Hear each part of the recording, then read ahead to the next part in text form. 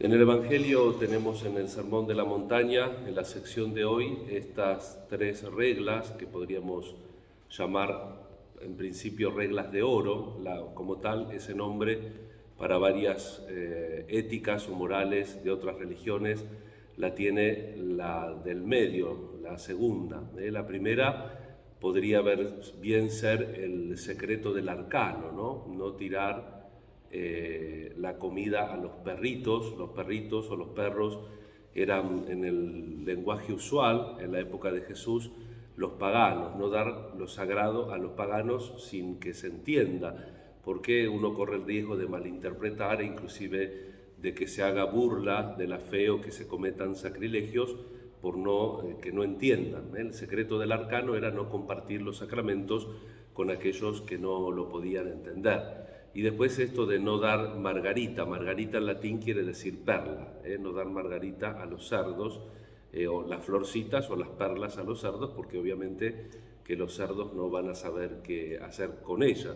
Evidentemente que eran frases de la época y que tienen que ver el cuidado que uno tiene que tener con las cosas sagradas.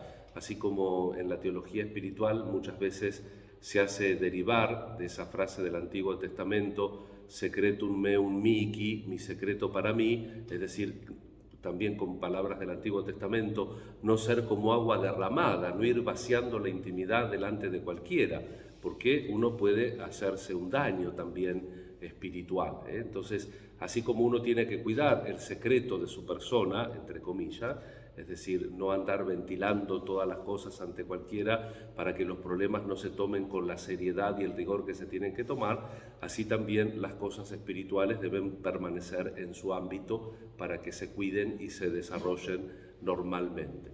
La segunda es lo que les digo que se llama la ley o la norma de oro, es tratar al otro como nos gusta que nos traten a nosotros. Eso básicamente se encuentra en todas las religiones, en todos los principios de vida moral. Y también puede ser un ejercicio, cuando uno realmente quiere hacer un ejercicio de introspección, poco recurrir a cuando empezábamos en la vida espiritual, tal vez anotar algo, hacer en un cuaderno, trazar la línea y poner qué me exijo y qué le exijo a los demás, a ver si coincide. Tratar a los otros como me gustaría ser tratado.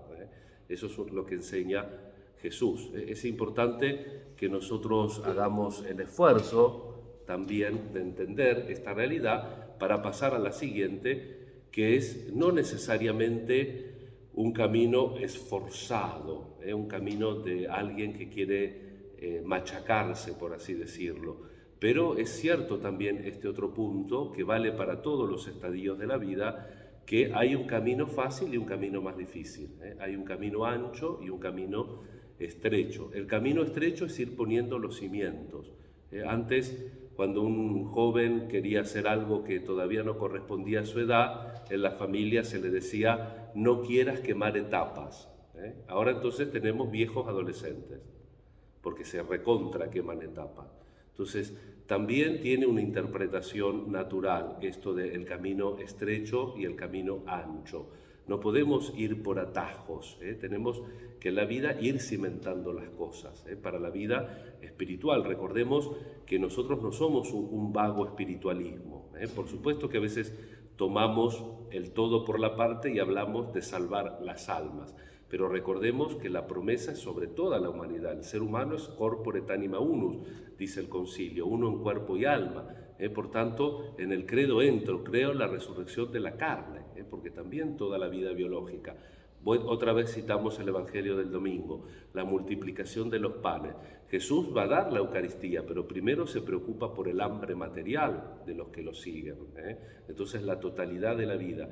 Y este ir por el camino estrecho y por el camino ancho significa también cuidar en las cosas de la humanidad, no tomar atajos que después nos puedan pasar facturas. A grosso modo también lo podemos ver en la primera lectura, donde hoy tenemos otro rey, Sennacherib, otro rey de Asiria, expansionista, que desafía al pueblo a las puertas de Jerusalén, asediándola, inclusive se atreve a meterse con Yahvé, con el Señor, diciendo que no es un Dios verdadero, y le manda una misiva al rey, y el piadoso rey se pone a rezar y el profeta le manda a decir: tu oración fue escuchada. 20 años antes, Almanazar V había deportado a los de Samaria y ahora estaba queriendo hacer lo mismo con Prensución. Y no contó con la naturaleza, por lo que dice la Escritura: un ángel hirió al ejército, perdieron una cantidad enorme de hombres, seguramente una peste, y se tuvieron que volver. La peste fue causada por las condiciones naturales del lugar, porque estaban afuera de una ciudad, había basura, los campamentos no tenían... No importa eso, porque va a venir un racionalista. Nosotros creemos que Dios hace milagros y que Dios dirige la historia. Pero también es cierto que Dios se maneja con las causas segundas, con las leyes de la naturaleza, se maneja con la causa segunda tan improbable como nuestra libertad, que nos dispongamos a escuchar a Dios y que hagamos caso. Por eso pidamos al Señor en esta Eucaristía, invoquemos a este santo tan tradicional para nuestra espiritualidad como San Luis Gonzaga, este santito de la Compañía de Jesús que vivió 23 años, unos 23 años muy intensos, marqués de Castiglione. Nació en Italia, pero estuvo también en la corte en España 2 años de Felipe II y no le gustó nada. Ya a los 7 años tenía clarísimo que él quería ofrendar su vida a Dios. También se echó un director espiritual importante, San Roberto Bellarmino, y también estuvo siempre bien aconsejado. El padre un poco mandón, medio como que cuando dijo que quería entrar a la compañía lo puso bastante en penitencia. La mamá lo acompañó y fue a la Compañía de Jesús a los 16 años, estudió en Roma, estudió en Milán, y en 1591, con la peste, todos los compañeros de él y él mismo fueron a atender a los afectados por la peste.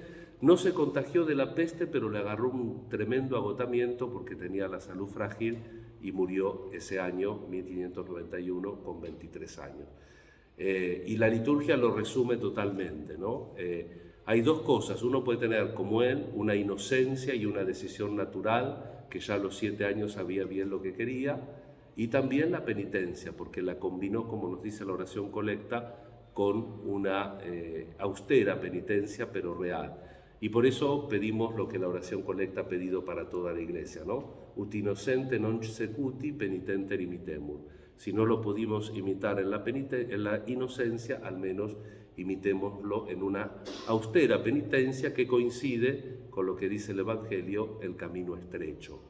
Vuelvo a decir lo mismo: el camino estrecho no quiere decir comprarme un látigo e ir dale que te pego todo el día, sino el camino estrecho consiste en no hacer atajos, en ir edificando desde abajo como corresponde toda nuestra vida, la vida espiritual y la vida, por supuesto, natural. Que Santa María y San Luis intercedan por nosotros. Amén.